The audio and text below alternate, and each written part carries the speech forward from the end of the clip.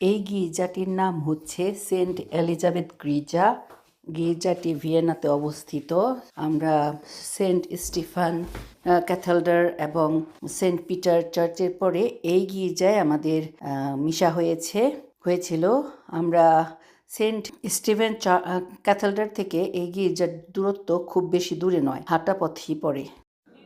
অনেক বছর আগে এই বিল্ডিংটি একটি রাজার বাড়ি ছিল, আর এখন এখানে এই ভিয়েনারই একজন বিশিষ্ট চিত্রশিল্পী এইখানে থাকেন, আর এটি হচ্ছে আরেকটি গির্জা। আমরা সারা দিন ভিয়েনাতে ঘোরাঘুরির পরে এখন হোটেলে ফিরে যাচ্ছি। আমাদের এই হোটেলে ফেরার সময় ভিডিওটি ধারণ করলাম।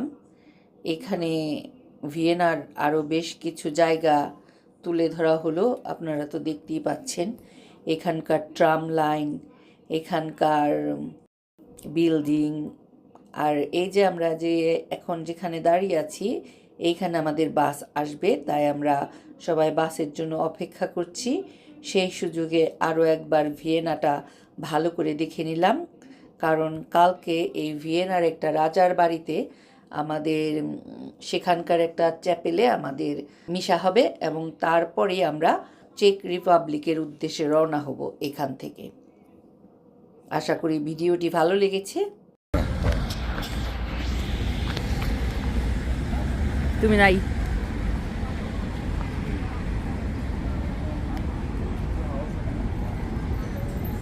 তোমার ধাক্কা মারবো। হ্যাঁ হ্যাঁ সেমু, তোমার ধাক্কা মারবো সেমু।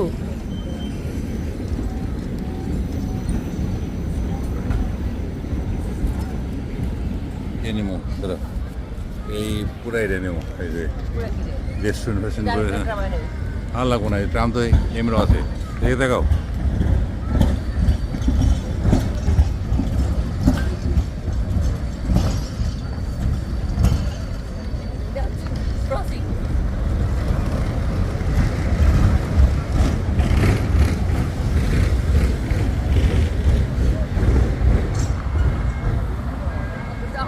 কত ট্রাম, আমরা ভিয়েনার ট্রাম দেখি।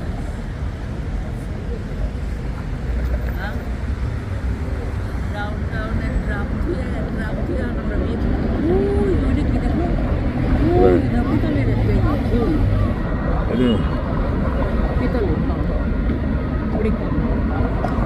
পিতল কোন একটা স্নাপ।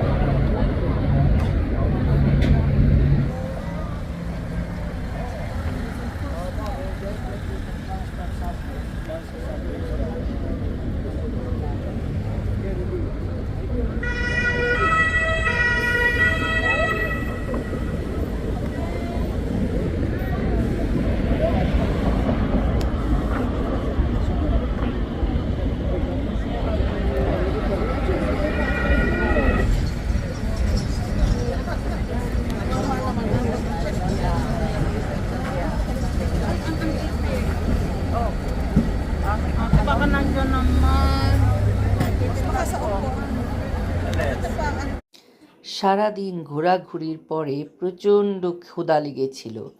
এদিকে আমাদের ডিনার টাইম 7 o'clock, তাই সরাসরি ডিনার টেবিলে এসে বসে গেলাম। শুভরাত্রি বন্ধুরা।